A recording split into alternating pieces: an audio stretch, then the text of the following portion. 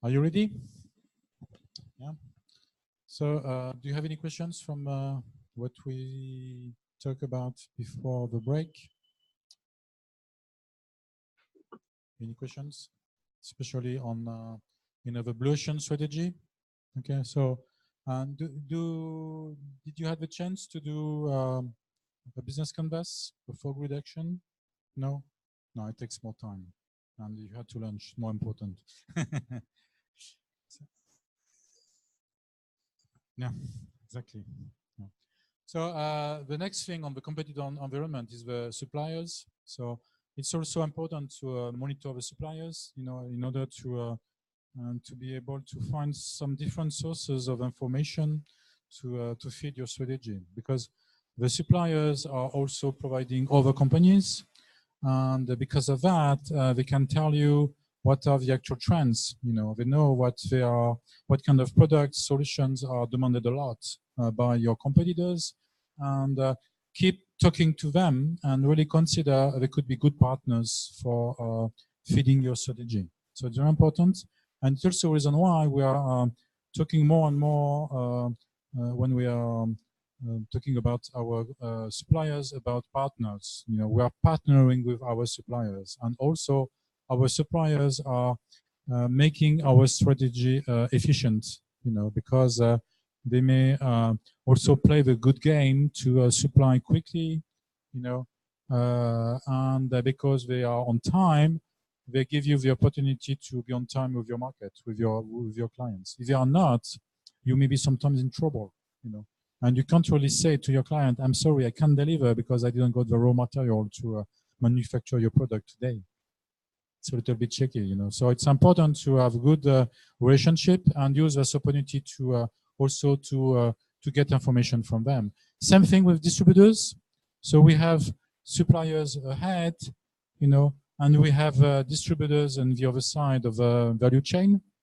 Distributors are at the end of the process. They deliver your goods, and they can help you also to be effective, because your distributors, if you use them, know their market, but probably better than you.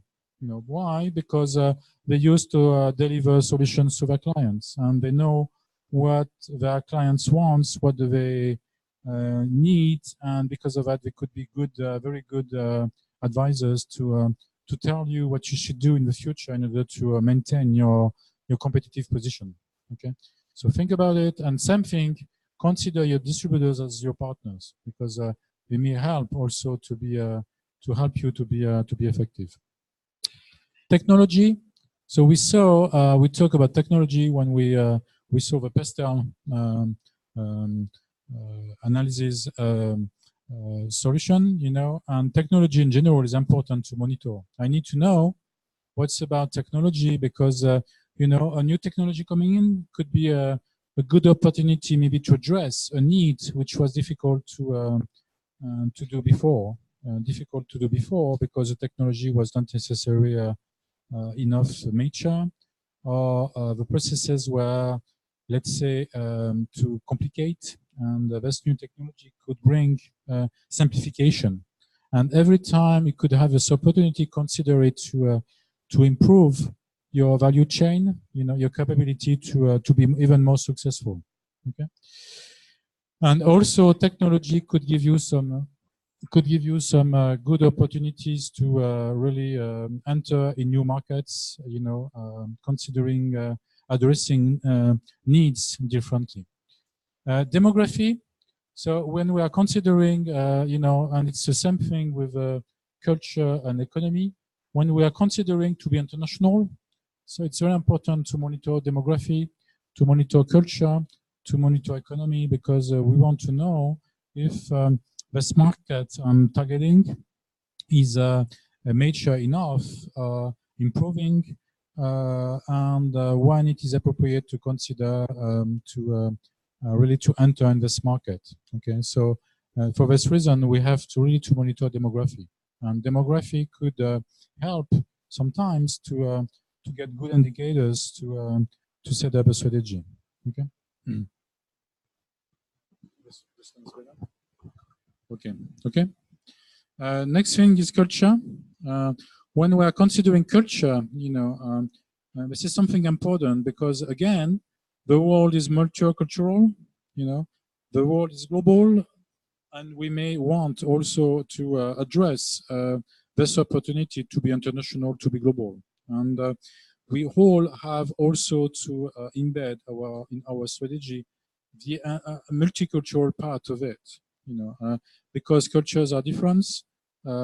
We have to pay attention about not behaving the same in different countries, also providing the same kind of solutions, because people are probably demanding different way to address their needs, and because of that, you will adapt your solution, your behavior, your way to sell according to the different cultures. So monitor the different attitudes, the lifestyles, and also how the states in different countries are changing, in order to make your own idea about what is relevant to do business.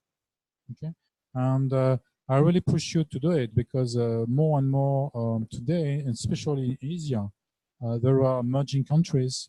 There are, more opportunities coming in. So the idea is really to consider when it is most appropriate, to do it or not. Okay. Vietnam is improving. Cambodia, not so far. The Thailand, I did a research a few years ago on this area because one of our French telecom company wanted to launch a branch in Asia, and the purpose of my study was really to help this customer to decide where to put the branch, what kind of market to consider, and what kind of product to propose, at least at the beginning, in order to be successful.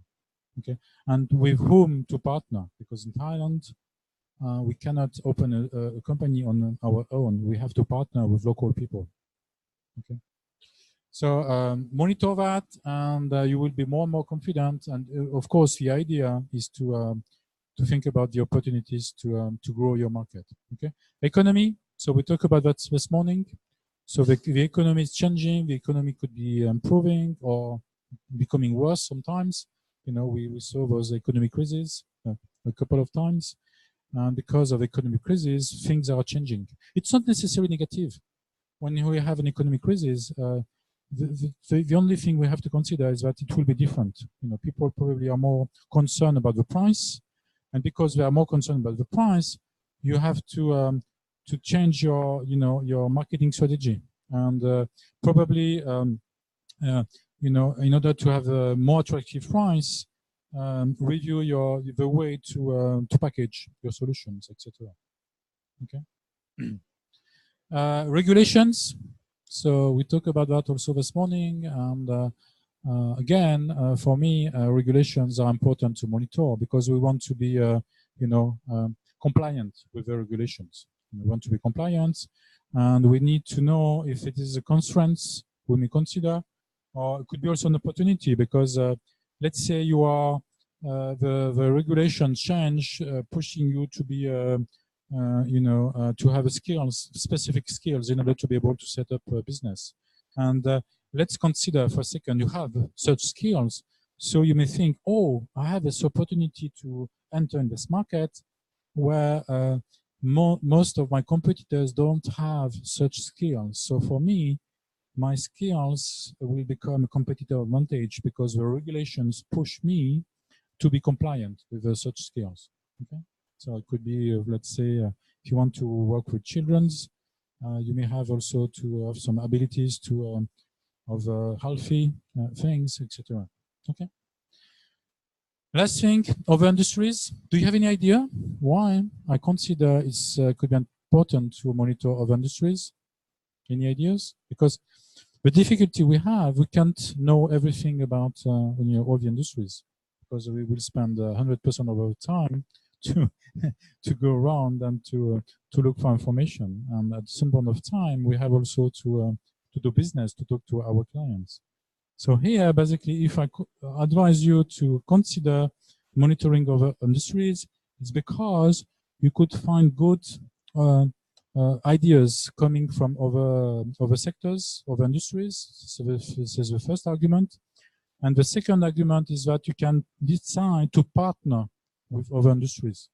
You know, it could be strange to you, but you know, sometimes you may have a very clever idea, and you may have difficulty to put this idea into a product. You know, and by the association with another industry, this idea could become a reality. You know, for instance, a few years ago, Siemens was able to manage a wave, and was able already to they wrote a patent on how to manage properly a wave system, and they put it on a drawer because they didn't saw any way to build a product with that. And one day they had the opportunity to talk with people from the medical sector, and such people were very frustrated because they had some difficulties by you know, being able to apply the appropriate dose of medicines to their patients. And Siemens saw the opportunity to use the waving management system to reply to this need. And from now, there is a medical department on this company, and they did a lot more, you know, from that. So it's a typical story to show you that we never know. We could find good way to work with other industries. Okay? And a lot of innovation today are done by the combination of different industries. You know, in the US at the moment, there are some researchers on airplanes industry trying to find a way to get an airplane, an electrical airplane, without any gasoline at all. And they do that together with different industries, including IT, and together they will one day find the appropriate solution to get this airplane working very well. Okay, this is an idea. Okay, you have other ideas in mind? No? So think about that. You know, this is a concept I made, and I really consider it's the idea is asking the right questions in order to think about everything we need, you know, to think about all the opportunities we could address, setting up a strategy. Okay. So we did pest analysis, you remember? And when I told you to do it, I explained you that one of the reasons to do it was really to be able to feed, you know, the opportunities and threats of the final research that will be completed with the SWOT matrix. We'll see that later. Okay. So what we do as well, in order to think about getting most of the threats and opportunities, we do what we call pivot variables. So the idea is really to think about all the scenarios that could be relevant to your to take into account in order to really to get more opportunities or more threats from the industry you are analyzing. Okay, so the idea behind is to think further, you know, and try to get more ideas in order to have as much as possible a full picture at some point of time. Okay. What we do also, we have to take into account the structural analysis of the industries. So it's what we call commonly the 5 forces of Porter. So you remember we talked about that this morning, and I realized that you knew, most of you, this tool already. And of course, 5 forces of Porter will help to identify threats and opportunities. You know, because we saw making this diagram, you know, with this radar. What could be interesting to consider, or what could be hard. And you remember on the blue line I did, the new entrance or potential of new entrance was high, and because of that, I have to consider it was a threat to address. You know, and of course, the idea behind when you identify such threats is to consider that those threats should be converted into an opportunity by changing some part of your strategy in order to not to be afraid of new entrants, for instance, in this case. Okay. We saw also anti-competitors, so what I call Gaussian strategy, you know, and when you do the research, if you have the possibility to go through it, you will realize that there are probably some other components you should monitor, you should consider in your opportunities or threats, you know, especially coming from the 4 grid actions. You know, on the 4 grid actions, remember, we eliminate what is not considered as providing value. We raise or we reduce what is not well addressed by the competitors, and we create new processes which are not necessarily addressed and could be considered within your strategy as a real opportunity for your business. Okay, so if you combine all of that, you will be able to fit basically the threat and opportunities. Okay, so I will not ask you to do it, but think about it, and you can also anticipate. You know what you can do for each of the tools I show you already.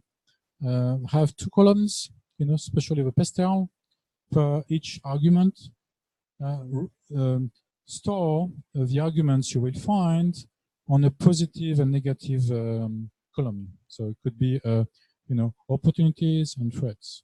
Okay. So politics, the economics, the technology could be an opportunity, or could be a threat. It could be a threat because you know, everybody could use it, and probably it will make less, you know, value added to your actual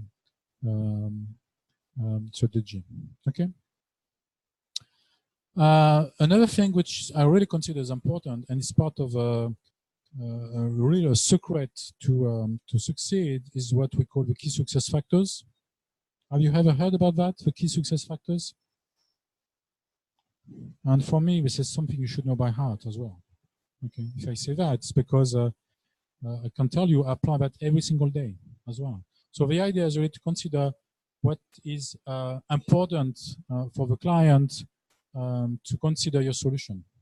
Okay, and of course, what you want to do, you don't want to show all the features of your solution. So it was before. Now, customers are not buying your solution, considering your solution because there are so many features. You may consider your solutions because the solution you want to provide are their willingness. So the key question to ask is, of a client, can you tell me components you will consider important within your choice, your decision-making process, Mr. the client, because to do the right choice. Okay, and of course, behind asking this question, what I want to know is what kind of arguments I should use to convince my client to buy my solution. I want to buy a new car, but Mr. the supplier, I want a safe car. You know, you have to talk about safety. You have to talk about comfort. Don't to show the engine, the power of the engine. The customer don't care. He doesn't care. He wants a comfortable and safe car. So we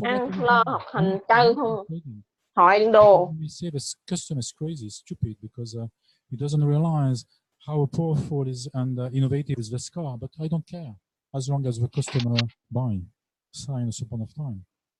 You know, so I will argue based on the key success factors of the client. Okay, you got it? For me, it's a key thing to consider from the beginning of your sales. Okay, and of course even before, because if you want to address this kind of market and consider people who are buying, I say, yeah, it's a stupid example, we don't care. You know, people who are buying comfortable and safe cars are ready to maybe to spend more. I would be very happy to propose a solution for this kind of need. Okay, so I will concentrate my efforts to propose very safe and comfortable cars. And of course, with all the technology my competitors are considering, but I will not put that ahead anymore. Okay. So please think about it and stop talking about things your customers don't care about. Okay. And of course, what's important is really to think about within the industry you are looking for, you know, the strategy you want to set up, what kind of key success factor are important. So how do you consider you would get the answer? What should you do from this stage?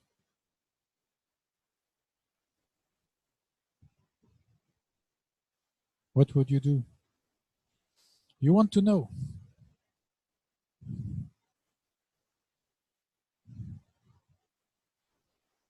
So you can do observations. You go to the street, you observe people. You can do surveys. So you ask people, you know, if you were considering to buy a new car, what would be the most important within your decision, you know, um, process, you know, what would you consider the most important? Tell me, please, Mr. the Client, because I need to think about it. I want to be relevant to you in case tomorrow you push the door of my shop, okay? So do it, and also monitor the market, okay? Look at the companies who are selling cars, you know, and which arguments they are selling. On what arguments are they communicating on their website, you know, on their success stories, what the clients used to say about the car they are buying, etc., etc. You combine everything, and you will get key success factors. You should probably reinsure on the segment you want to address. Okay. So another thing to consider is the strategic capacity. So we told this morning that what is important at some point of time is to be aware about your capability to have the appropriate skills, and also to have the good people at the right time. Okay, because you don't want to be misunderstood. You could have good ideas, you know, and if there is nobody behind, it would be hard to you know, to transform such good ideas into business. So what is important is really to think about that the organizations of a company are not necessarily always the same, even if they are involved on the same business. Okay, and usually there is a reason. There is a reasons because they want to be properly organized in order to be efficient, providing solutions to their market. Okay, and what is important is not necessarily to try to imitate the organization of a company, just to concentrate on what you believe is the most, you know, efficient organization and skills and resources you need to have in order to be efficient. Okay, so it's what I say here.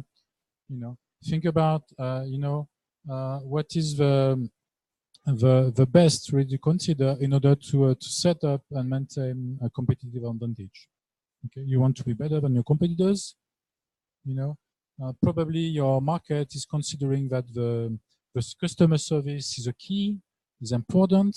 You know, and from this point, you may say that my market is talking about that probably because people are frustrated not to find so good customer service. So I will probably do a sort of you know, of a survey just to check if yes or not it is what I believe, and if it is the case, I will consider I should set up the best customer service of the industry, you know, and consider that will be my main competitive advantage. Because sometimes people may say, you know, when I want to buy something, it's not a matter of choosing the product, because the same product is sold everywhere. You know, I pay attention buying this product with a company who can deliver a good customer service. When you hear that, oh, there is a keyword you should consider. Okay. Something else. I told you this morning that sometimes when you have a good idea, you may realize this is a good idea, but it could be a very simple idea, and so simple that anybody could try to do the same. And you will have new entrants, and at a certain point of time, you will have to share your market with new entrants, with others. So it's better to anticipate, you know, and because of that, there are a tool which I consider very interesting to share with you, which really will help to think about what are the appropriate resource skills which are needed really to make the difference on the market. Okay, so the first thing to think about is the resources. You know, so basically think about who you have today.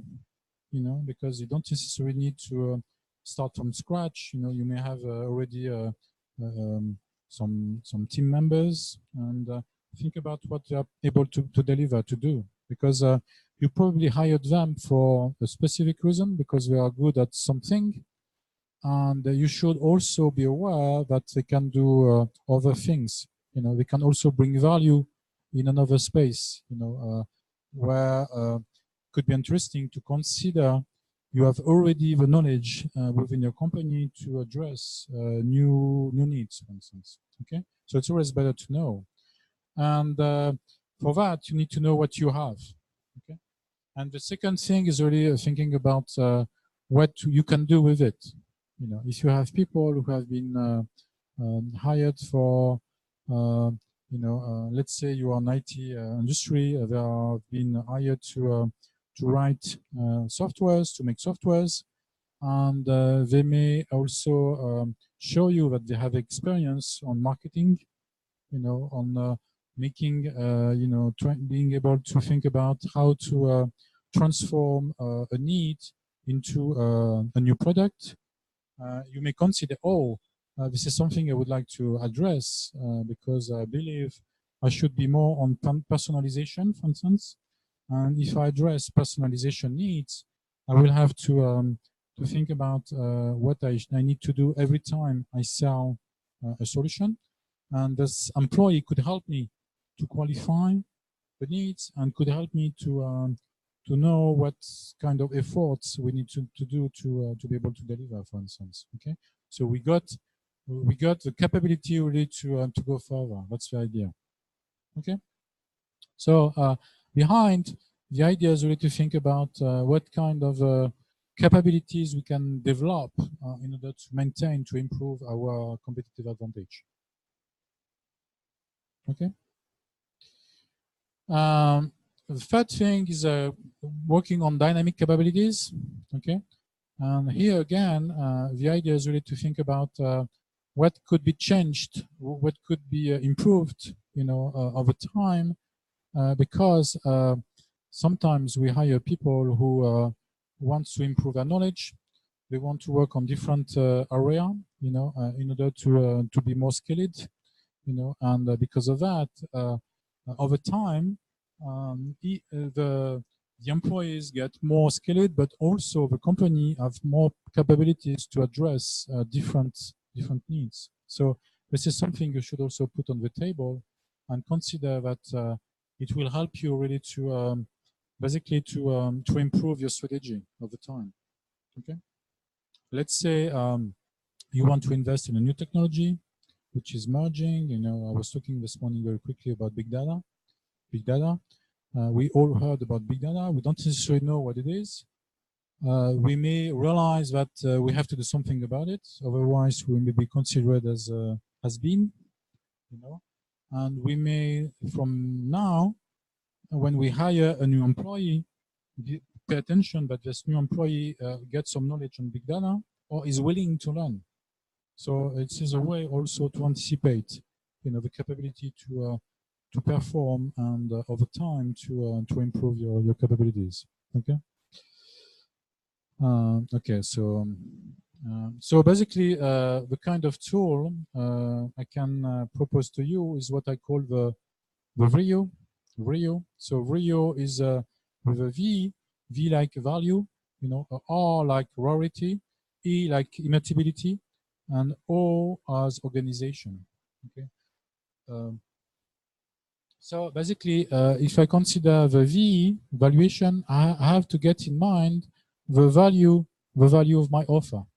Okay. So basically, every time I'm considering a new offer, a new product, you know, a new service, I have to think about what kind of added value I bring from this product. You know, how much my market is ready to pay for this product, for this service. Okay, and is really this solution valuable? Okay, and be careful because okay, I don't want to go too far in details because it's more marketing, but you have to get in mind that the market is always considering the value of the product. You know, if I want to sell you this remote control here, before, if I ask you how much would you ready to pay, before to give me an answer, you would probably have a look on the product, because you would consider, from my point of view, I consider that this product, based on what I can observe, may be at this kind of price. And so I need to take it into account, because this is sort of a psychological value you may consider, you know, and I will also try to consider the right value I want to bring to the market, because again, I want to be successful in terms of you know, amount of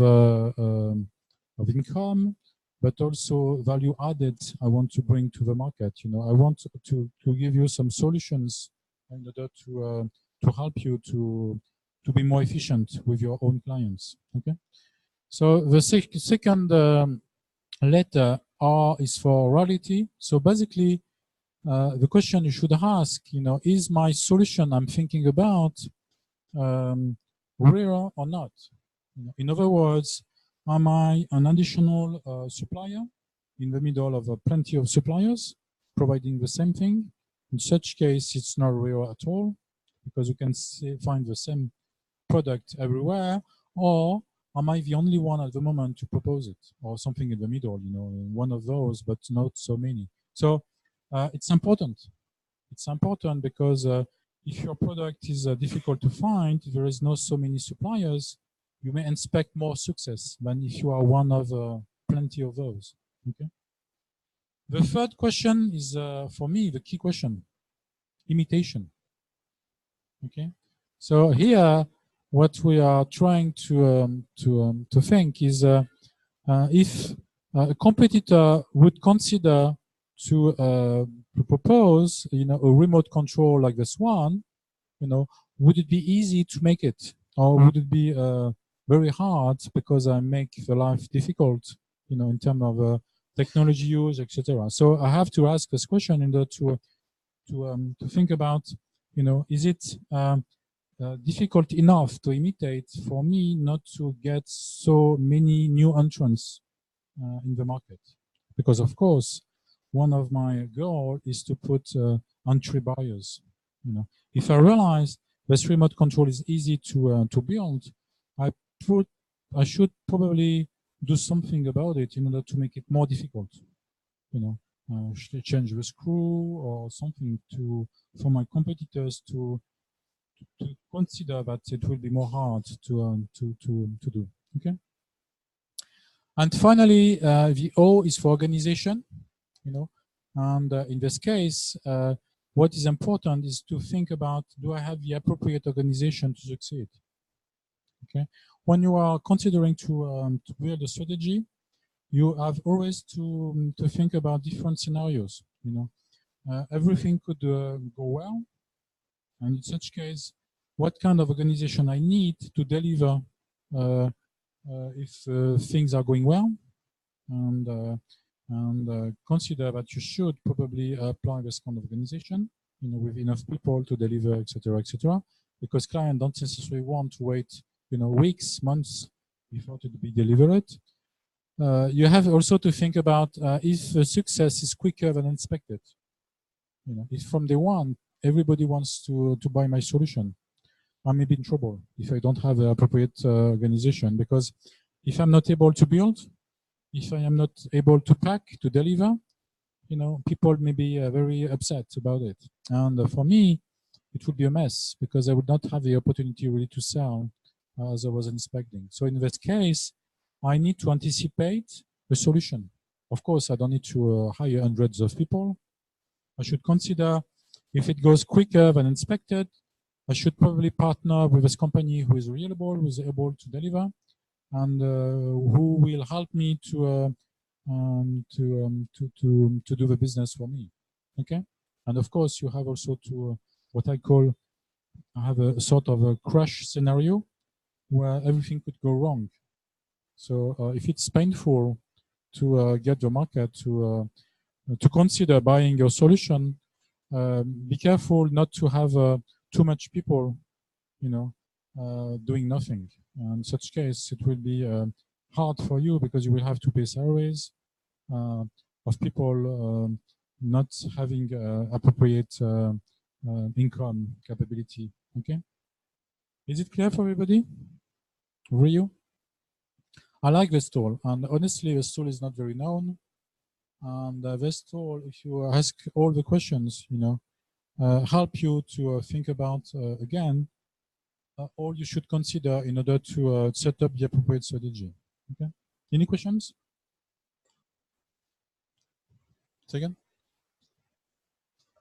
Which one is the most important? So I'm always, yeah, for me it's all of them, because for different reasons, you know, because if you bring more value, you will see later that we have a bigger competitive advantage. If the value is higher, I will get more revenue, and I may be happy. I will have a better margin. My stakeholders will love me, you know, and I can't think about the future. You know, I can invest on other solutions, etc. The rarity is also important because I don't want to be a one between, you know, in the middle of plenty of suppliers. For imitation, again, if imitation is very hard, I may consider it will be hard for my competitors to enter in the market.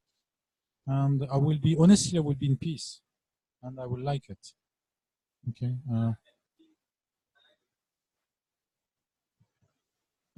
Rarity? Yes. Yeah, of course, it's combined. Yeah, it's combined. But in the meantime, it could be rare today, but it could be easy to imitate. It could be rare because I was the first one to have a clever idea.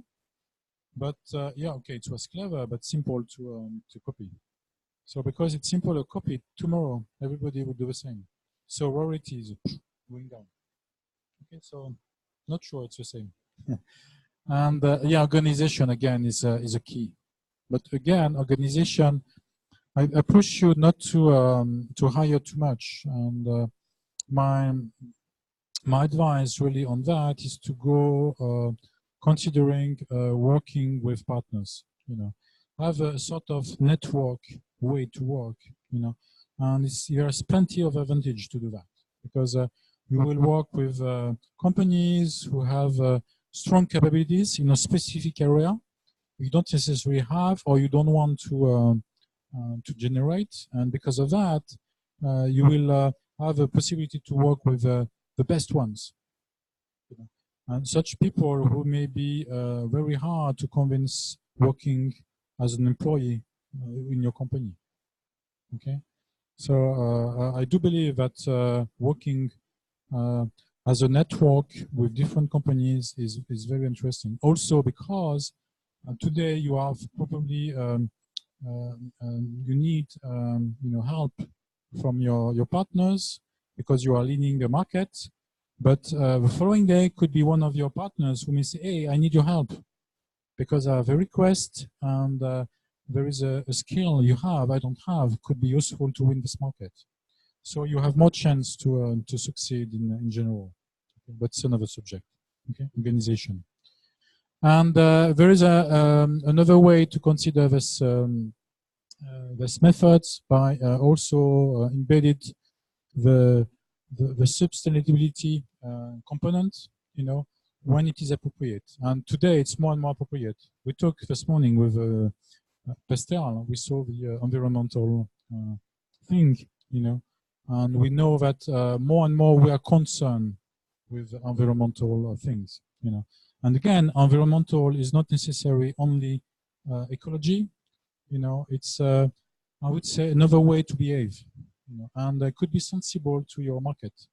Your market may like if you show that you pay attention to some environmental components, okay?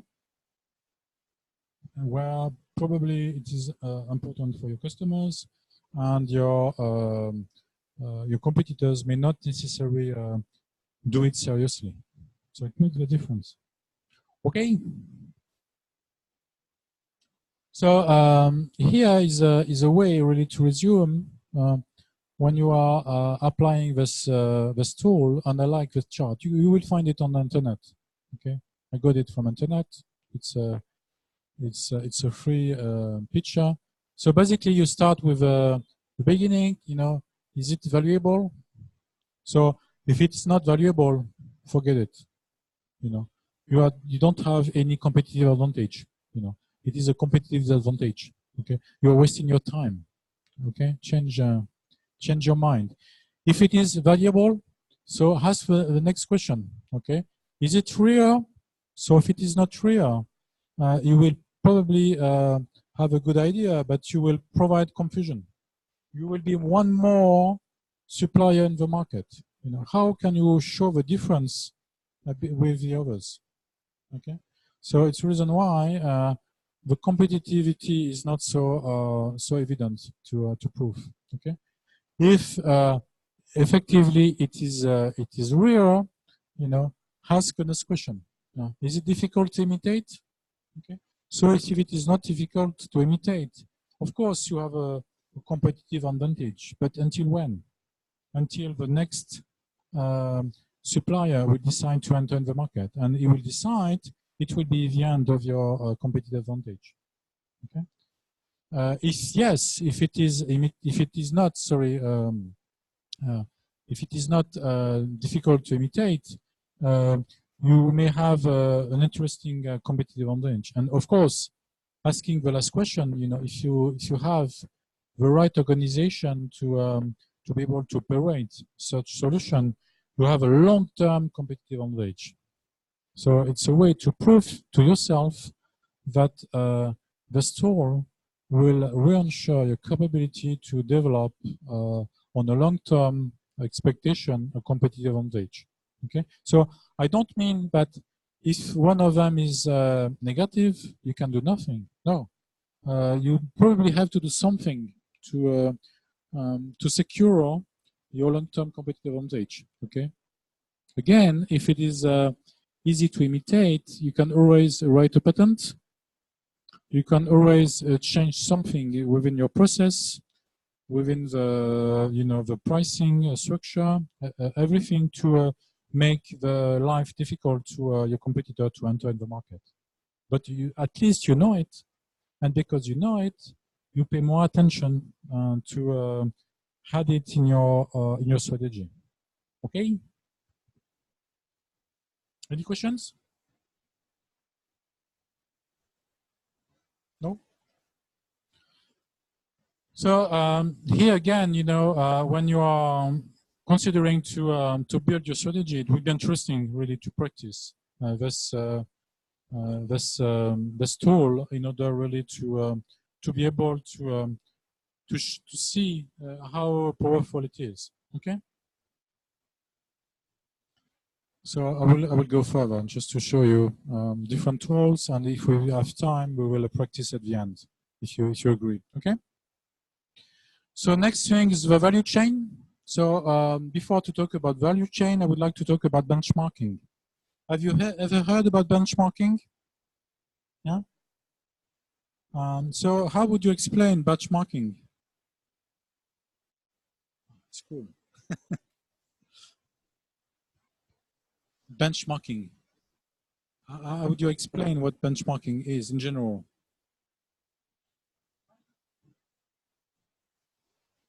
last few years ago, our company to apply the balance scorecard, BSC, to measure our performance for every year for the manager and also for director.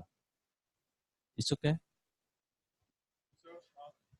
When you are applying a balance scorecard, it's like a dashboard. You know, the idea is really to check if your strategy is working well, and to get also some indicators about you know, what is going well, what is not working very well, and it's a sort of internal benchmarking, because you may want within your balance scorecard, for instance, to know which department, for instance, is you know, performing better than the others. And when you highlight the departments which get good results, the next reaction would be to what?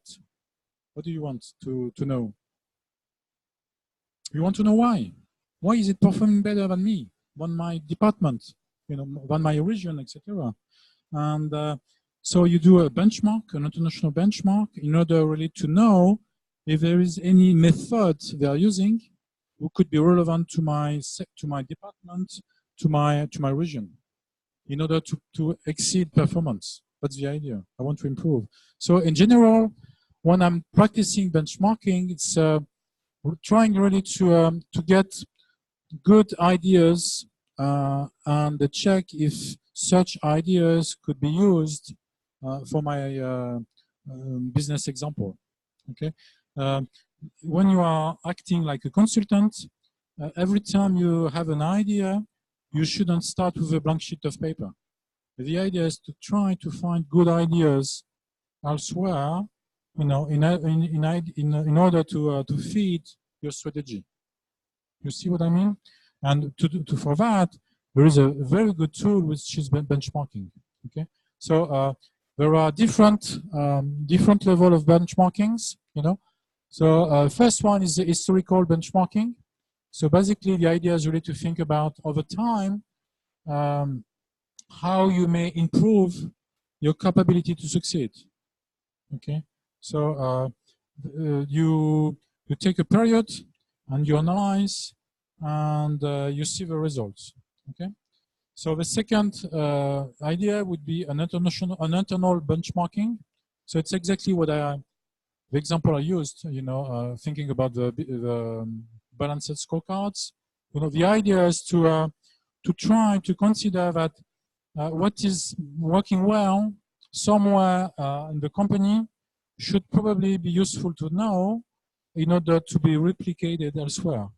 Okay, and so it's important to know, but also going further to know if we can replicate to the other department, because probably we cannot, because of you know, different reason based on different market, etc., etc. Okay. So the third one we use honestly the most, it's benchmarking with competitors. So basically what we do, we analyze the competition, you know, and we try to understand which components of our strategy provide good results, and with the idea of what could be considered as you know, something we should probably do in our company. Of course, we don't want to do it the same, because if we do the same, we will not necessarily bring a competitive advantage. What we want to do, we want to improve it. Okay, we want to consider this, for instance, process the competitor is using, improve it, adapt it to our market, and consider, because we saw results from the competitors, it should work for this good reason. Okay, so it's important to do a competitive benchmarking also for that. And there is another reason we practice that.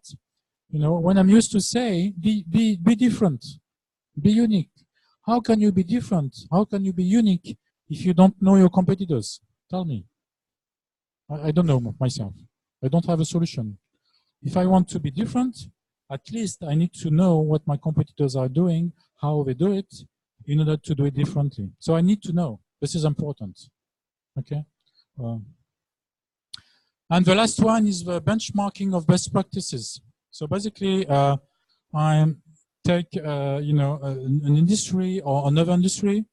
I try to understand why this industry is working well, has good results, and I try also to think about how can I use the same kind of principle in order to have the same kind of results myself. So in every levels of benchmarking, the only idea is to get some good ideas, external ideas, to think about building my strategy. Okay, because somebody did it before me, because it could be easy to observe the result. I should do it. This is important. Okay, but again, don't be misunderstood. If I do that, it's not to copy exactly what I got. It's to be inspired and change it, improve it. You know, when the Japanese, this is a typical example. When the Japanese decided to start behaving with a total quality system, you heard about that? You know, a total quality system. So they talk about the different. They took it on different way. You know, with the 5S, etc., etc. They started by visiting US companies. They went to Ford, they went to different companies. They got experts, American experts, teaching them about how to run a company, how to be effective. They listened a lot. They observed, and they had one idea in mind, was to do it differently, because the Americans wanted to deliver, very quickly to everybody, and they considered that the American had not necessarily the appropriate strategy. They wanted really to put ahead the quality, considering that when we do a lot of units, we may be wrong applying a good quality solution. And from this point, they improved what they got from the American. And it's very funny because now the Americans are trying to get more knowledge from the Japanese, And for instance, in Toyota, there is a university, a private university run by Toyota, explaining all those concepts, And there's a lot of Americans and foreigners coming to learn that. So at the beginning, it was benchmark, And benchmark what was practiced at the beginning from you probably know this company, on the printer space, Xerox, Xerox. Do you have Xerox here? Yeah. So Xerox at a certain point of time were in trouble, and Xerox reacted by considering that he had to find good ideas elsewhere before to change strategy, and they invented the benchmark facility. Okay. Any questions on that? So do it, practice it, and it helps. It helps a lot. I don't know if you will have to write a thesis or hand sort of document at the end of your MBA. If you have to do that, you will probably need to go through benchmarks in order to for instance, to study the state of the art on a specific area. You will necessarily use the tools in order to be aware. Okay. So of course, there are also dangers. It's not only good things. There are also dangers because the difficulty we may face is that we only get what we measure. Okay, so you could have very good results if you pay attention to be very organized when you do a benchmark. Okay, it's the difficulty with numbers, with what you observe. If you don't look at the full picture, you will never get the chance. You need to understand everything. Okay, so be careful of that, and consider that this is the limits of benchmark. And it's so another way to show you that don't consider this is the only source of information you should use, before to prepare a strategy. Okay.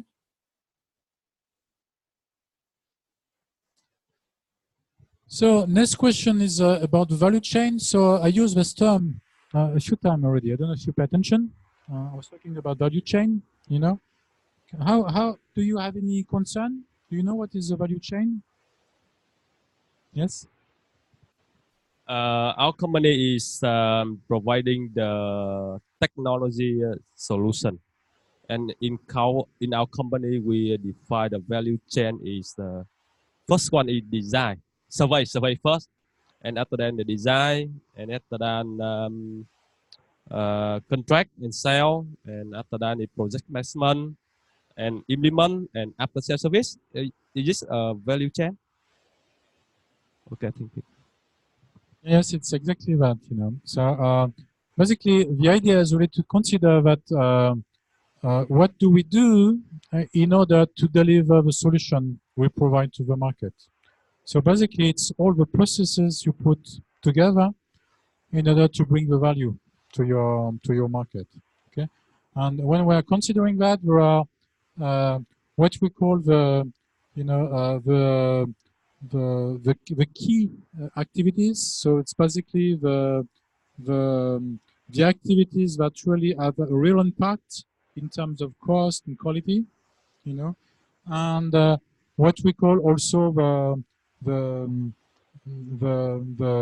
the activities which are on support of your key activities, which help really to deliver the service. So in other words, I think I have where is it? Yeah, I have a sort of graphic here. So in other words, you have to put ahead what is the most important for you, and it is here to deliver your solution. And here we have the example of a company who is um, uh, um, doing some manufacturing, and what they do, they buy raw materials, they transform the raw materials, they sell it, so they have to push it to warehouses, to the stores.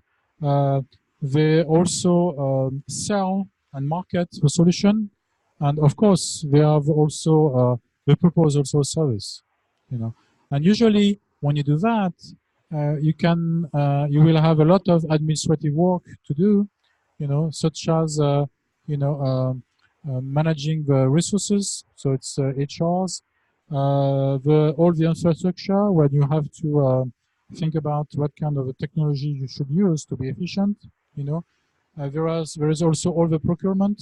So in order to manufacture your goods, you need to buy raw material, so you need to find good suppliers to anticipate the needs, to be sure that the delivery will come on time, especially if you are working on on a specific way where you try not to have too much stock. You want to be delivered on the morning, you manufacture during the day, and the goods are leaving on the evening to the warehouses. In such case, it's very, very important to have a good procurement activity. And this is something which takes a lot of time. It's just time consuming, and where you would need dedicated people to work on that in order to make it efficient. Okay, so basically, the idea of a value chain is to analyze all the components of your processes you need to use to deliver your service, and how you can improve your capability to be efficient. Here you want to align your capability to sell, and because you want to concentrate on sales, you probably need to improve some of the processes in order to be able to deliver quicker, to do some personalization, for instance, if it is part of what you consider your value added, you know. And sometimes when you analyze your value chain, you will realize that you need to probably to export, outsource some component of the values you want to consider in the company. You know, this morning I was talking about my payroll system, and at the end of the exercise, I show you that probably the most relevant was to outsource it to an expert company processing payrolls, and because I needed really to concentrate on my real processes which bring more value. I prefer my colleagues to talk to clients than to process the payrolls, honestly. Okay, and because of that, when I look at my value chain, I realize that probably I have too much resources working on this, and I should do something about it.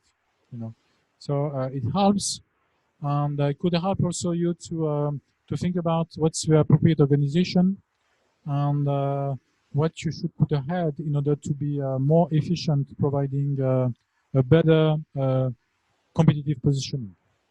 Okay. Renault, for instance, on the car space, were considered a few years ago providing cars which were too expensive. And at this time, Renault didn't want it really to lower the price just for the pleasure of the customers. So what did Renault? Renault looked at all the processes, the value chain, manufacturing cars, and thought about step to step how we could reduce the cost of building the cars. Okay, so for instance, you know, they were thinking about, okay, today we put paint on the boot. Is it relevant to continue putting paint on the boot? You know, is it providing more safety? No. Does it help to sell the car? No. Okay, so we can stop putting paint on the boot. Okay, so we can improve step by step like that, going to all the processes of value chain to improve the cost of making. And at the end of the exercise, probably you realize that you have a better way to be more efficient manufacturing the cars. It's what we did. Okay. Do you have any questions? I know it's not so easy to understand.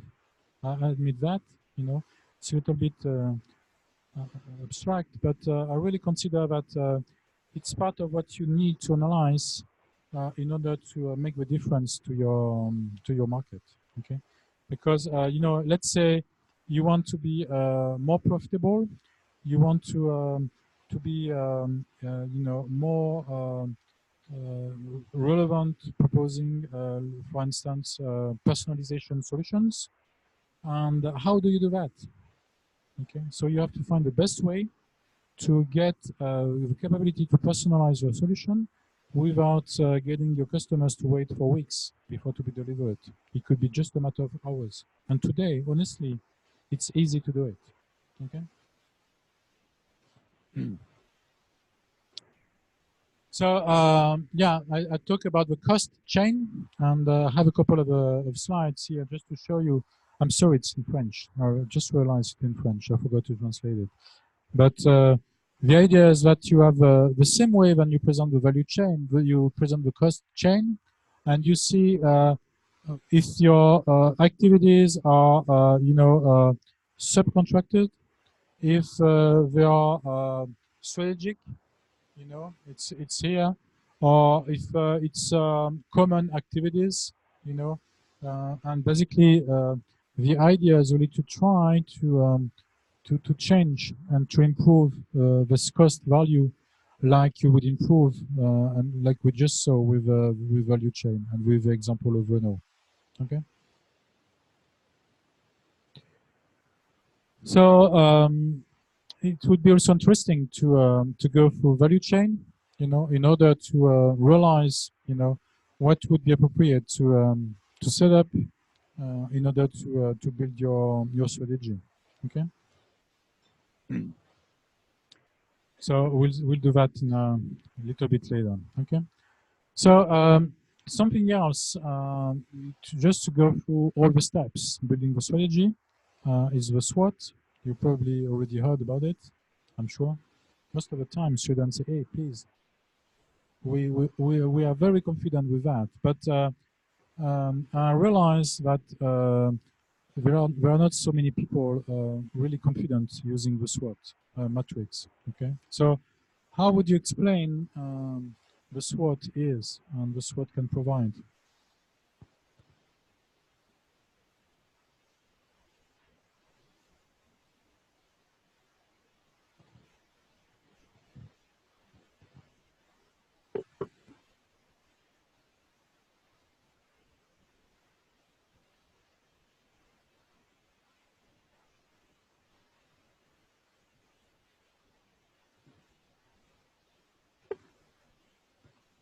Any ideas?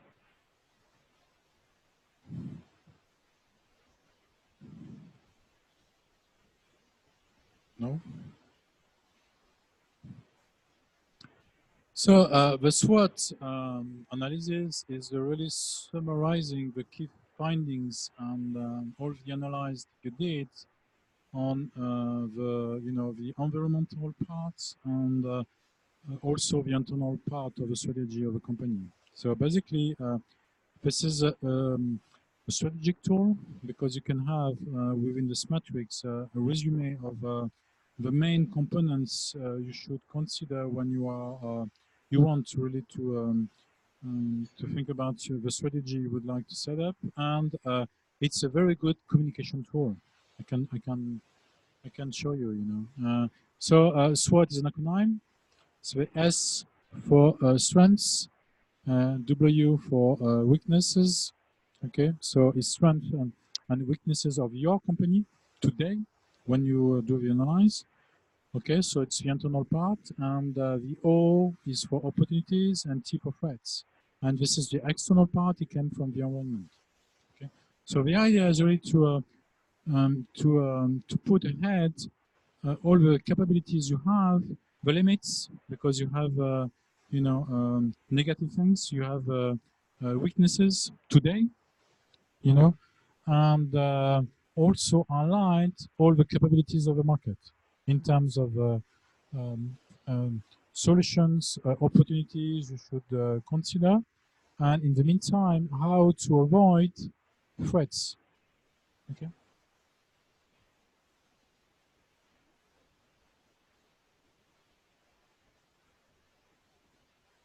How many? How many? Say again. Where is it? It's here. So it means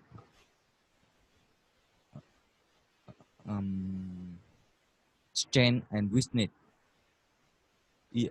inside of our company. Correct. And opportunity is threat outside of our company. Yes. Yeah, that's correct. It's here it's your company. Below it's the market. Okay. So you think about the capabilities you have today and how the market has been analyzed. What should you consider the most important to remember from the analysis you did on the market? Okay. So the idea is really to put ahead your strengths again here. Of course, don't put the 20 strengths you believe you have. Just put the 5 relevant strengths compared to the weaknesses of your competitors. So basically, your strengths should be unique. If you write the same strengths from your competitors, I don't see any interesting thing to read, because if everybody is considering they have the same strengths, there is no unicity. So again, because you will have done a competitive analysis, you have, when you highlight your strengths, to put ahead what is a real strengths compared to your competitors. Okay. So I insist. I'm sorry I said it twice, because it's very important. Okay. And here, I recommend to use 5 arguments, no more, per component here. And the order should be important. The first strength is the most important. is the strengths which provide the biggest value advantage. Okay, etc., etc. Usually when the weaknesses, we don't have so much difficulty to find the strengths, and we don't necessarily consider we have so many weaknesses, and we have to be honest here. We necessarily have weaknesses, and usually our weaknesses are strengths of our competitors. Okay, when we are analyzing the competitors, we realize that they have some key, area of expertise you don't have, and because analyzing the market, you realize it's important to get them. Today, for you, it is a weakness. Okay, it's the reason why you should put it on the weakness side, and it could be a way to show to your boss that he should invest, trying to transform this weakness into strength. Probably today it's a weakness because we don't have the knowledge. So we just have to invest getting the knowledge. We just have to hire knowledgeable people to change this weakness into strength. Okay, so it's a way sometimes to show, what you want to your boss to decide, trying to reduce the weaknesses. So on opportunities and threats, here you will take main arguments, same thing, 5 arguments, no more, because otherwise it's not readable. If there are plenty of things, I will not realize what is important and what is not. So you have to be very careful, just to put keywords which are considered on the top of your head as important.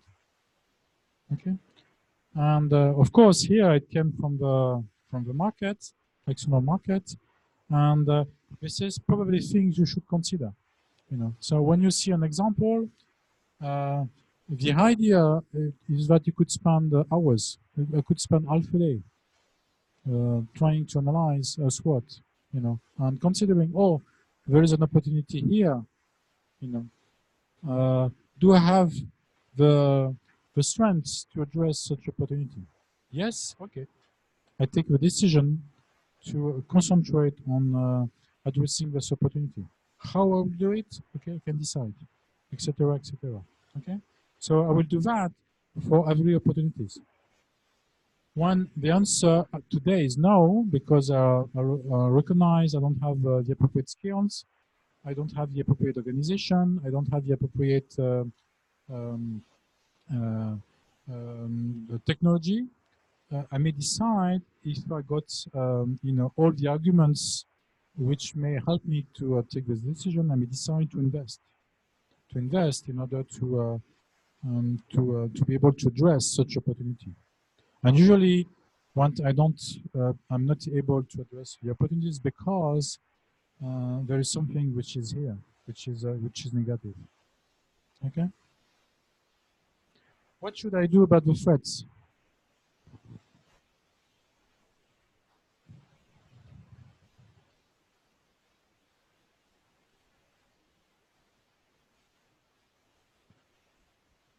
What should I do about the threats? So the threats are probably stressing me today because I don't have the abilities to play with them. Okay. Today, probably here, I may write a lot of competitors, hard regulations, things which for me today are hard, really, to and are preventing me to considering, to enter in the market. And what I should read would be that it is a threat because I don't have the appropriate strength to be able to consider that I don't care. Okay. So the idea is to transform this threat into opportunity. Today I'm afraid because this market will be regulated, and I decide to to be compliant, Today it's a threat because I don't have, the appropriate components to consider it opportunity.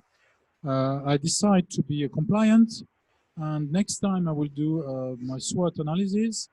I will change the threat into opportunity, and because it became an opportunity, and I will be, let's say, certified, for instance, on this space, I will be able to address it because I will have a strength, additional strength.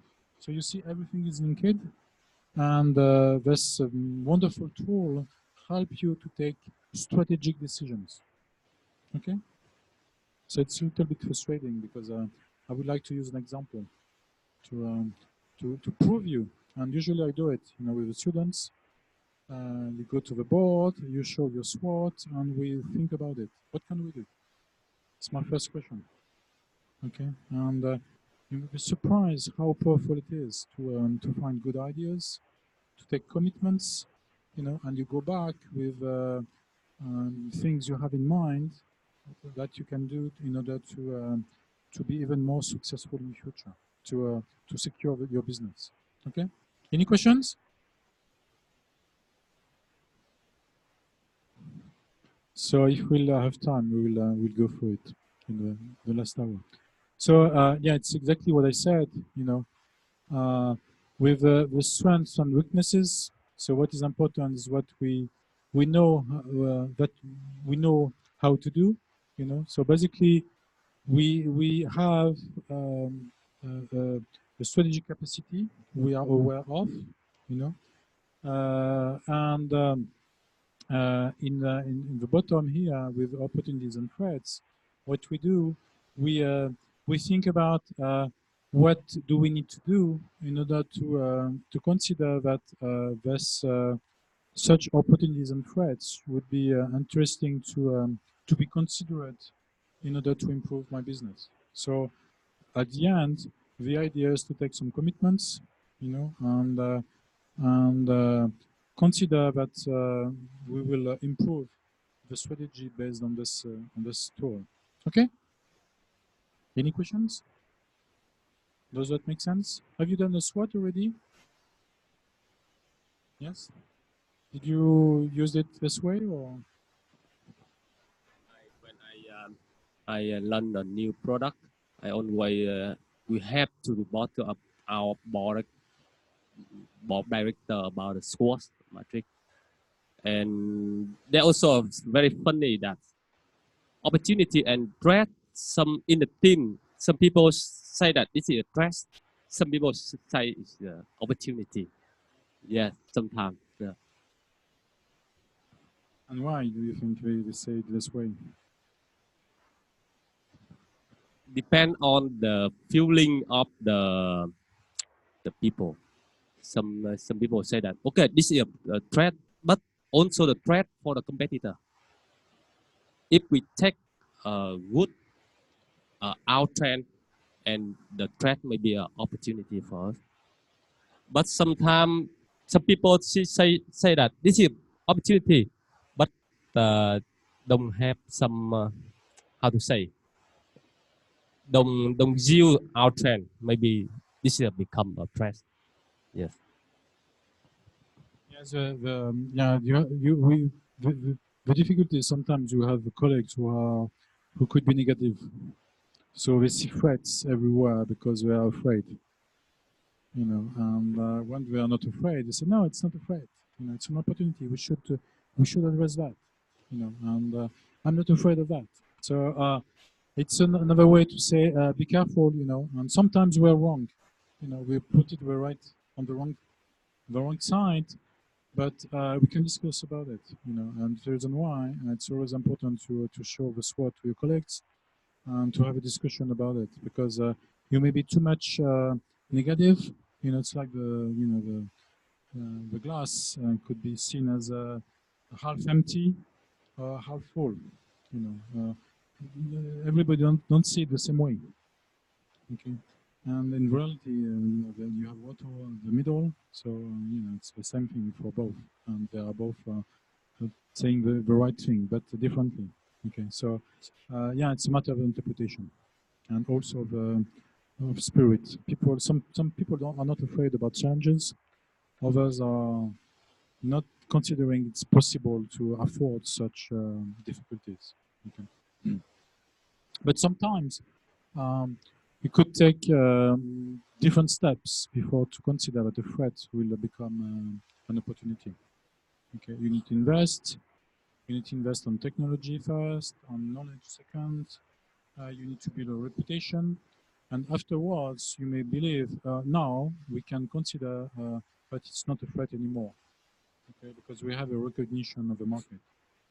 Okay, so it's important, but at least you saw it one day on your SWOT matrix, and because you saw it, because you were conscious about if you did nothing, you may lose your capability to survive. At least you take decisions. You took decision, and probably good decision this time. That's the idea. That's the reason why I like this product. This this tool here. Okay. Any questions? Nope. And it's sometimes we talk about the TOES matrix, so it's another way to say it. And the idea is really to think about how to, to transform basically and to play between opportunities and threats and strengths and weaknesses, and consider that, when we combine together opportunities and the strengths, of course, it's two positive factors, and it helps you to really to push your opportunities, addressing to new markets. When opportunities are compared with weaknesses, the idea before to address such opportunities, really to try to reduce the weakness. You consider today you have weaknesses because you're not ready to accept the challenge, basically. So you need more skills, so there are different steps before you may consider to accept the challenge. That's the idea. And same thing with threat. Okay, when we have threat and there are strengths, we have to really consider that because we have some strengths, we can avoid the threat. Okay, and we are not afraid of such threats. But when it is balanced with weaknesses, the idea is really to minimize weaknesses first in order to minimize the threat. So in all cases, the idea is to take actions, in order to improve your business capability. Okay. Any questions? So now I hope you will be more aware about how to use a SWOT. Even if you did it before and you thought you were doing it efficiently, you can always improve. And here I spend a lot of time to prove to you that it is a wonderful tool to consider. And again, we can spend 3 hours on the SWOT because, specifically if we got the right information, we want to take the right decisions based on what we got on the board together. Okay. So what I said earlier, I say it again. What's important is to have no more than 5 elements. It's very important because if you put more than 5 elements, I will not see what is important. So just highlight the 5 most important elements on each cellular. Okay, no more. Don't write 3 lines per elements. Okay, because I will not read what is important. Just put some keywords. This is a communication tool. Okay. And again, store the elements from the most important to the last important, because of course we'll spend more time to the first one, and we'll consider that the last one is a must to have, but not necessarily something we will invest a lot on, because we have to sometimes we can't do everything, so we have to take decisions. Okay. Yeah, talk about that. Okay, so we'll do a SWOT in a few moments. Okay, any questions again? No? And yeah, one, sorry. This one, again. Of analysis. Um, um, think about, you know, don't try to put too much precise things. You know, the idea is really to align some keywords in order to initiate the discussion. The idea is really to initiate the discussion and not, but it will be efficient if we have done the appropriate analysis before. So the idea is before, and you remember, I told you to feed, for instance, the opportunities and threats. You have to do the best down, you have to do the benchmark, you have to think about the pivotal table, think about the key success factors. So there are, we go to the 5 forces of Porter, you know, and it's important because you have to think about all the capabilities to identify relevant components that should be part of the 5 elements to put on the matrix. Okay, that's the idea. Okay. So now we got when we have done the SWOTs. Usually we are very close to the end. We have a better picture about the market needs, the actual competitor positioning, and what we have also in mind, if we did it clearly, is the gap analysis. You know what is the gap analysis? I didn't talk too much about that. The idea is of a gap analysis to compare what the market wants and what your competitors are delivering at the moment. Okay, so you have to check if the needs are covered, if everything is covered. Usually not, you know. And from what is covered, is it well done, or is there any frustration on the market? You know, and the reason why we still see people on the street having pain. Okay, and from that you compare what the customers wants and what they got today, and you got the gap analysis. And from this point, what should you do? What do you think? What should we do?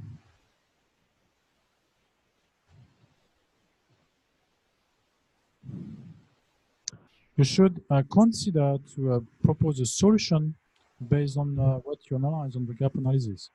You know, I didn't told you already, but you may inspect to do something which you would like to do. You know, no, it doesn't work like that when we are setting up a strategy. When we are considering to set up a strategy, we have to find what should be done in order to be different from the competitors. So basically, you have to identify what your competitors are not doing or what they don't do very well, and what is requested by your customers. Okay, and this is what you have to do. And if you apply that, you have a lot of chance to be successful, because you will do what your competitors are not doing. That's the reason why you have to go through all those steps in order to be effective. Okay. And of course, you have to also to have a clear picture about your value-added capabilities. Okay. So when I say value-added capabilities, I think about your strengths and weaknesses and limits. Okay. And what you have to sometimes to complete in order to be even more effective. This is the idea. It's not because you have weaknesses now that you should give up. I never want to give up myself. I just recognize I need to do something in order to be able to address this need. Okay, I need probably to be trained. I need to invest, and I see if I can do it, if it is worth, and if it is the case, I have no hesitation, because I see that there is a potential behind, and it's worth to invest. Okay. Okay, so what do you see here?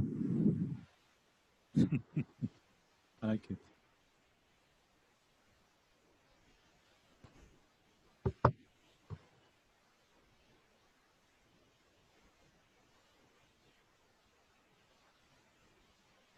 So is it the way you are considering competition? No, of course, it's just to push you thinking ahead. But, you know, this guy here got a competitive advantage compared to the others. Okay? And because he's here, he probably has more chance to succeed. Okay? So the idea is that you should be here. This is the place where you should be. Okay. So based on that, the idea is really to think about the competitive advantage you should develop. You know, and for that there are different things to take into account. You know, should you be ready to consider playing on a wide market? You know, because you believe there are potential, you are able to address needs, or do you prefer to go to a smaller market, a niche market, because you think that it will be more easy to do business? You know, you would talk to a CEO who may be able to at the same time to address the need, to talk about their needs, to be able to take a decision and to pay. Where on big companies it could be hard because you will talk to so many people. It will take months, years before to have a decision. Okay, and you have also to think about how to address the main difference on your offer. You know, should you concentrate on costs because you have in front of you companies, people who are cost sensitive. They want to pay the right price. You know, they don't want to have the impression to pay too much. Or are you considering people, companies who want offers which others don't deliver, differentiation? So based on that, Michael Porter is back. Michael Porter proposed 4 different strategies, 4 different scenarios, you know. And so what I just said, you know, I put the components I just said: wide target, narrow target, costs, differentiation. So if I combine them together, there are 4 different situations, you know. So the first one is cost. Oops, sorry. The first one is cost leadership. So basically, what does that mean? That means that you are not the cheapest of the market, you know, but you are seen as providing the best quality price ratio. So you provide a good quality for a reasonable price. And in the meantime, you are the supplier who provides the best ratio. And basically the ratio you provide is below the average of your competitors. Okay, so your competitors may have probably a good price, but not a good quality, or vice versa. Okay, and because you believe your target segment is looking for a good quality price, you concentrate your efforts on that. Okay, and you decide your competitive advantage will be based on cost leadership. Okay. Second scenario would be to consider that because your gap analysis shows that there are components which are required by the market, which are not proposed by your competitors, you would decide to add such functionalities. So in such case, you decide to be on a differentiation strategy. Okay, and your competitive advantage will be to provide a solution which provide more components, more features than your competitors. I like the strategy because basically you bring more value. And believe what you can do with the price. What can you do here? Usually, what do you do?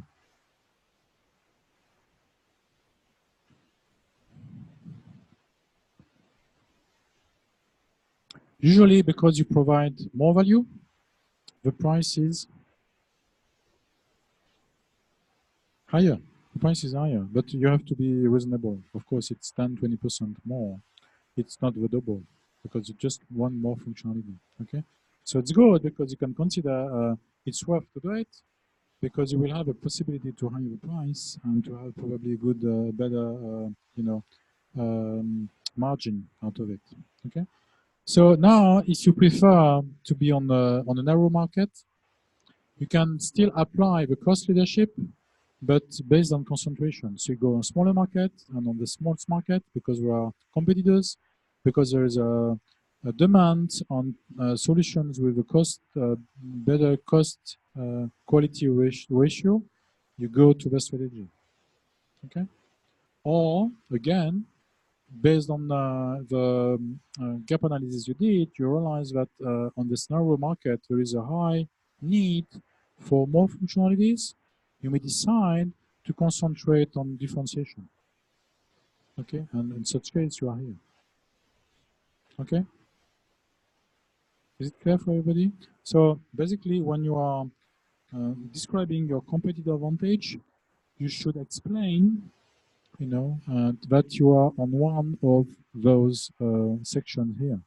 You're either considering that you want to provide the best quality price ratio, you want to differentiate from your competitors, or you have decided to concentrate on a narrow market because there's a high potential. You may consider that you don't want to compete with all the competitors on big companies, and it could be worth to concentrate on a smaller market where there are not so much solution provided, so it will be easier for you to win market shares, and with less competitors, could be quicker to sell, etc., etc. In such case, you concentrate on reduced costs by having a good quality price ratio or on differentiation. Okay, so this is Michael Porter way to consider to apply competitive strategy. So this is something here that nobody knows. When I ask to my client, what is your competitive advantage? They don't understand the question, and they answer fancy things, giving the impression to be outside what I'm looking for. Okay, so now you know, and you will be able to apply it properly. Okay, so for me there are others which are not necessary for Michael Porter's, which I could talk about because it could be also considered. Do you have any ideas about other competitive advantage solutions? So there is one we saw this morning. It was the Gaussian strategy. So when we are considering to apply a Gaussian strategy, we don't decide to have a better quality price or a differentiation. We apply both. Because, of course, we are on differentiation because we change the rules. And because we are on differentiation, we can also, if we want to be clever, we can apply appropriate price, quality price ratio if we consider it's relevant for the market. Okay, so this is a fifth one, a Gaussian strategy. And for me, there are two others we could mention. Next one is low cost. So how would you make the difference between low cost and cost leadership?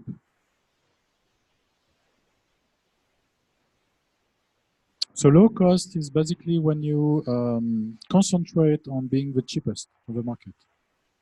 You realize the segment you want to address is only looking for good prices. And they don't necessarily care about the quality of the solution. What they want the best price of the market. Okay, so you have to keep going, trying to reduce the prices. And usually you do that by working on your value chain, okay, and you try to save as much as cost of making your solution as possible. And that's the reason why when you go to the shops, we may have the products on the floor, on the boxes, because if we pay somebody to put the products on the shelves, at a certain point of time, within your value chain, you have to apply this cost to your prices, and your market don't want that. So you let it on the floor. You have people working for you who are polyvalent, so they are everywhere at the same time. You know, they are cleaning, they are putting the box on the floor, they are doing the cashier, you know, and because we want to save, you know, costs of employment, and we try every time we buy to have a better price with the suppliers. So this is something you have to keep going, because of course, if there is a real need, your competitors may try to be more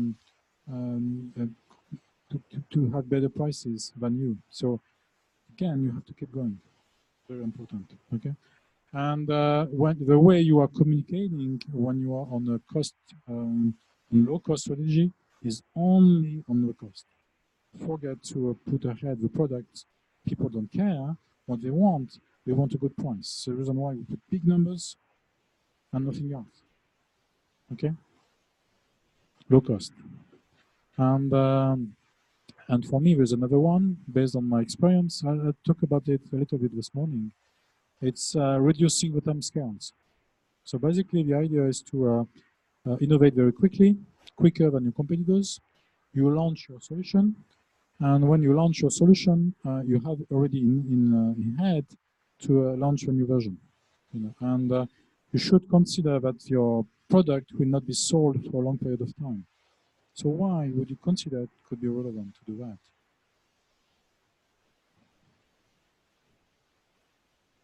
Why do you think could be relevant? Do you have any ideas? So it could be relevant for several reasons. The first one would be to disturb the competition, okay? Because like we saw this morning on the product life cycle, usually when you launch a new product, the competitors may identify that there is a new product coming in on the market, and they start to watch just to see if they should consider to enter in the market sooner or later. You know. If you do that and you don't wait until the maturity stage to change your product, your competitors will not have time to organize themselves to enter in the market. So this is an idea where basically it makes your life easier because you don't need to think about putting entry barriers. Remember we talked about that. We spend time, and it's not always easy because you have to think about different kind of fancy reasons to make the life difficult to competitors. And here, the only thing that will be difficult for your competitors is that they will not have a time to react by providing another solution. When they will do it, it will be already too late because you will have launched a new one, and they will be outside the market. Okay, so okay, it doesn't work for all the industries, but it's more and more efficient. I see it on several markets now already, you know, where people are also demanding for a lot of things. You want to do that? Okay, 10 minutes. It's okay. Okay. Do you remember 6 different strategies? 7, sorry, if you were following. Okay. So again, something you should do. And the last thing I would like to talk to you is, how to also to develop strategic capacity. You know, where basically, again, internally, what you will do because you did benchmarking. You remember we talked about benchmarking, and you did benchmarking because you wanted to know what could be interesting to consider from different source, you know, from competitors, from other industries, etc., from other departments, etc.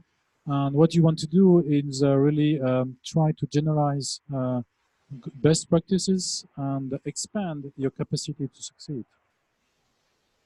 Okay, and in the same time, on the external capacity, you know, you want to analyze, you know, how is the market and what are the demands, where could be relevant to go, trying to promote your solution, you know, and even if you consider you can go everywhere, you should find priorities, because you can be everywhere at the same time. And priorities will be defined considering where it is the most urgent, the most easy at the beginning, you know, the most frustrating market to address. And gradually you will be able to be effective. You know, I did that a few times myself, launching new activities on new markets. And I remember I was working for Experian, who is on financing sector, and the solution was credit scorecards. And the idea was really to help my customers to get a better quality clients portfolio. And I concentrated my effort at the beginning with banks and insurances, and I realized very quickly that the insurances would be more difficult to get. So I preferred to postpone the insurances markets and to start with the banks. So that's the idea. Okay. And you may decide sometimes to suppress activities because activities are not good enough, you know.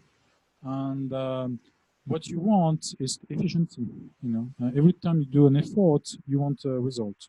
So if you realize that the result is not good enough, you know, stop considering to make so efforts for nothing and suppress activities. I do that myself every time it's necessary, you know, even if sometimes it's painful, because you got the impression that okay, it's hard, but tomorrow will be better.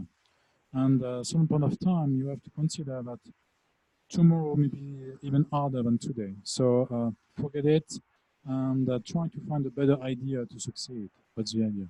Okay.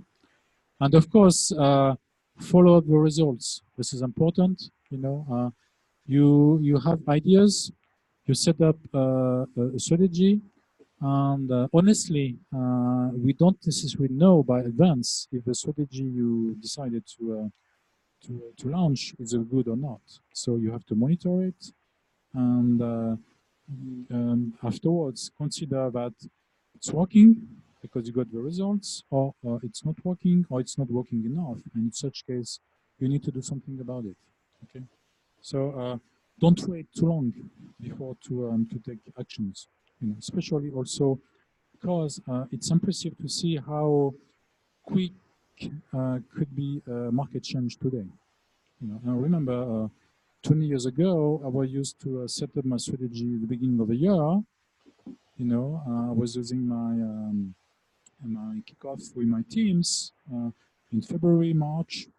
Sometimes I was doing some review on during the summer leave, nothing else, and it was working very well.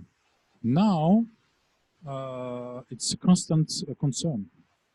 Okay, it's not every day, but it could be every month. I'm trying to adjust something in order to stay on track, because otherwise, you know, it's like the wind.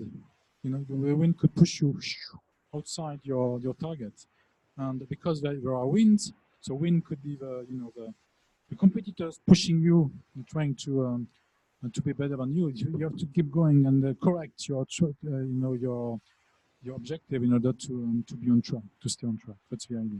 Okay. Any questions?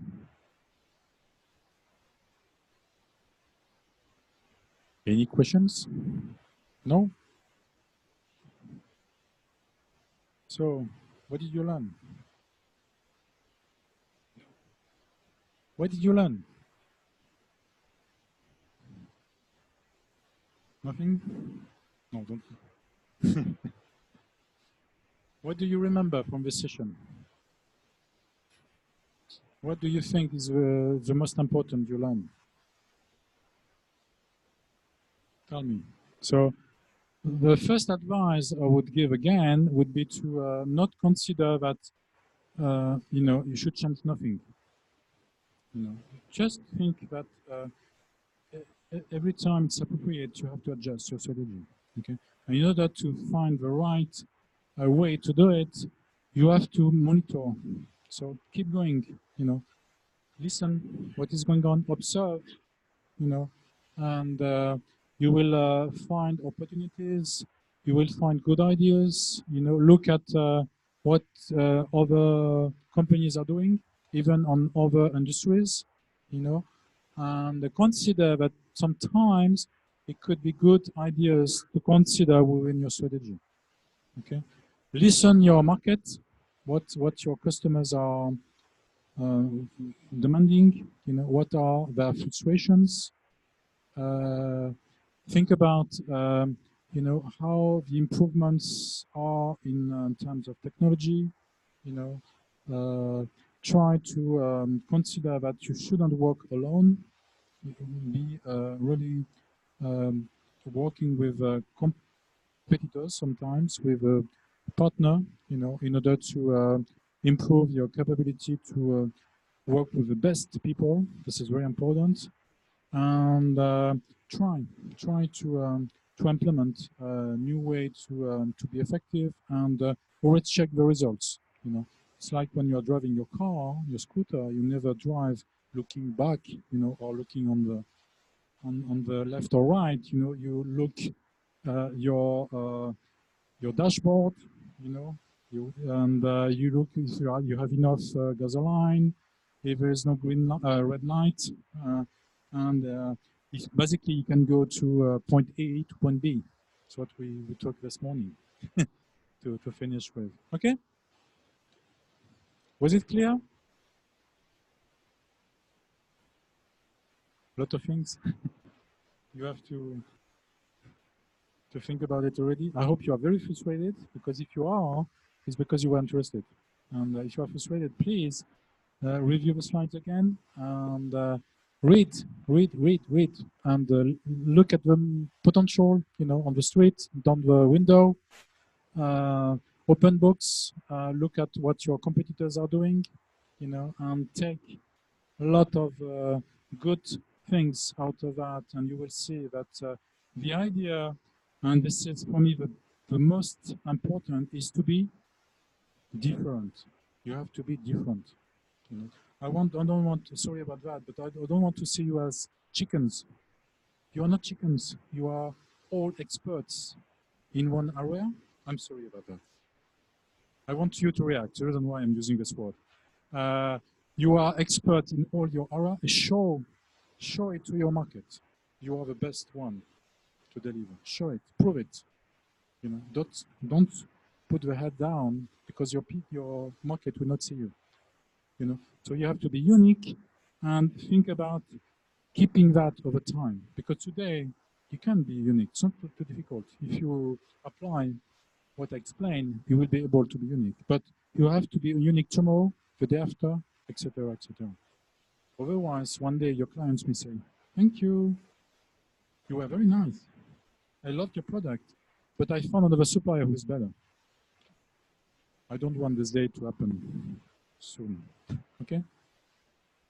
Thank you, guys. Thank you very much.